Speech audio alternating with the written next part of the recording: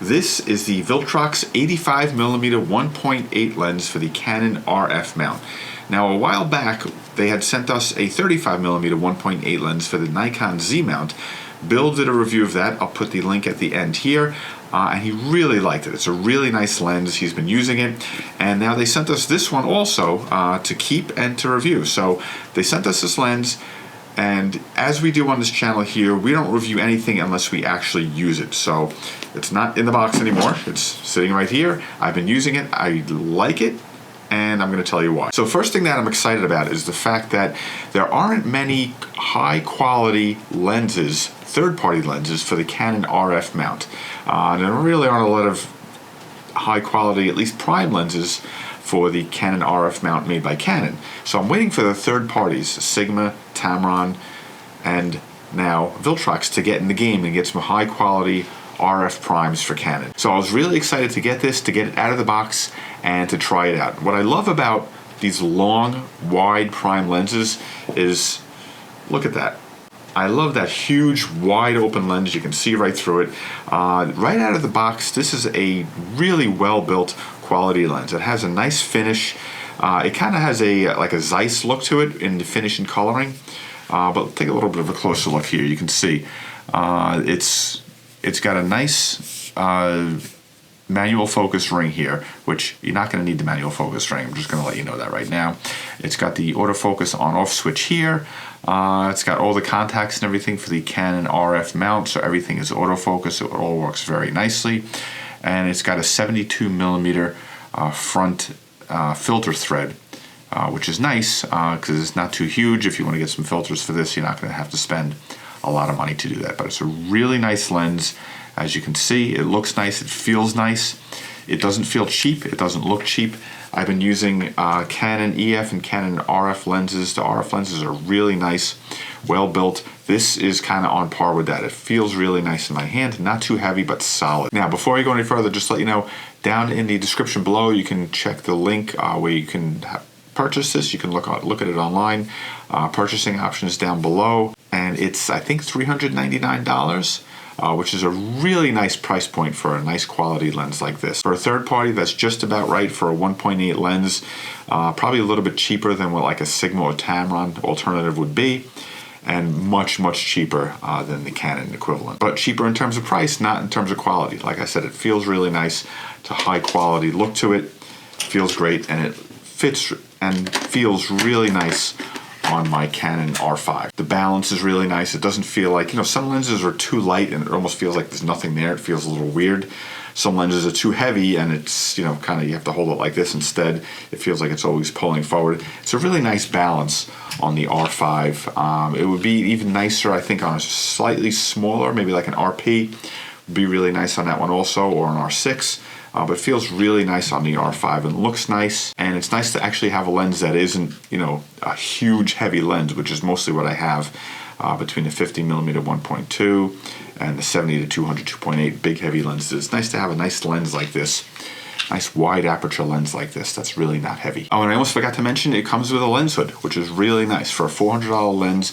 So it comes with a nice solid lens hood that snaps right on. It looks nice, it feels nice. I like using lens hoods just to kind of protect the front element. But yeah, it comes with a lens hood also. So all of that though is secondary to the quality of the images that you're gonna get with this lens. So I took a bunch of test shots. We're gonna jump into the computer, we're gonna compare side by side, and you can take a look at the results comparing this to the 70 to 200 Canon lens at 2.8 at 8.0.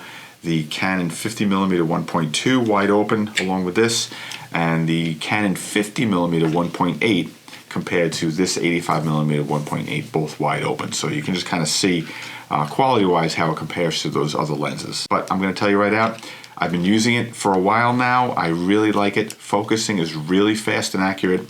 The 85mm focal length is perfect for portraits. I've been using it for headshots. It's great for headshots. It works perfectly with the eye detect autofocus that Canon has.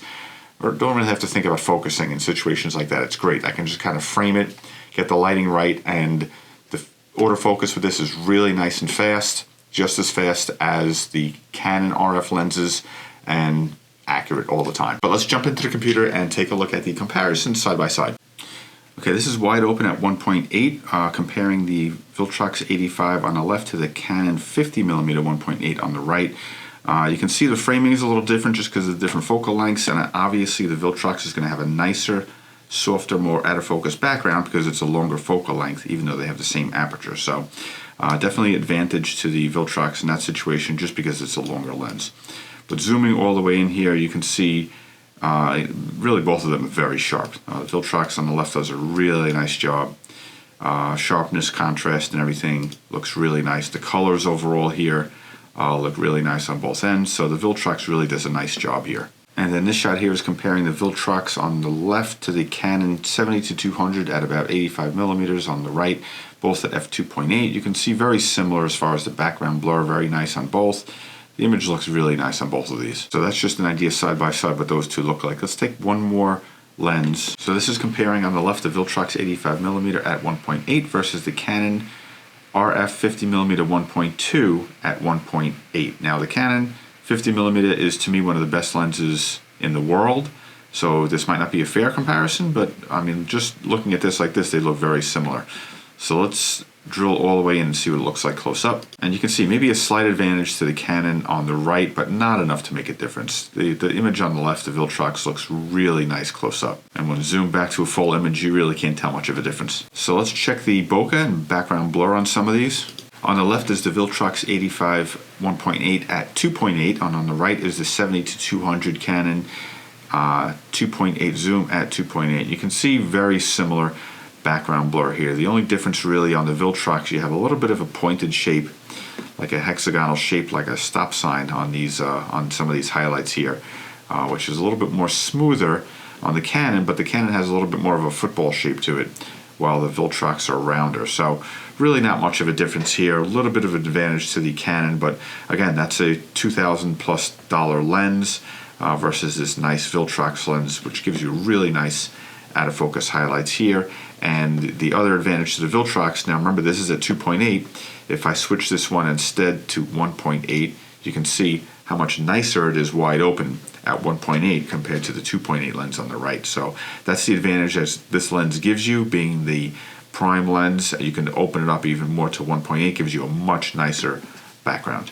Now this is comparing on the left the Viltrox to the Canon RF 50mm 1.8 on the right, both wide open at 1.8, and the framing is obviously going to be different because of the different focal lengths, but you can see how nice the aperture, the wide open aperture, gives the background look here on the Viltrox on the left. The Canon's very nice on the right also, but give the advantage to the Viltrox here. I guess maybe just because of the focal lengths being longer, those backgrounds look very nice. And if you want to look at the center sharpness here, I definitely give the advantage to the Viltrox. I never loved the Canon 50mm 1.8 lens for sharpness, but definitely advantage to the Viltrox here.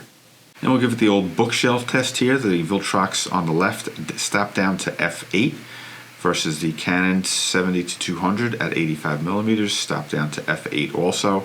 They look pretty similar from here, so let's drill into the center. And you can see very similar results from both of these right in the center. We'll take a look at the lower right corner here. You can see definitely sharper on the Canon, but only by a little bit. The Viltrox holds up really well all the way in the extreme corner here. Take a look at the lower left corner and you can see the same thing. The Canon definitely sharper, but for a $2,500 something lens, it should be.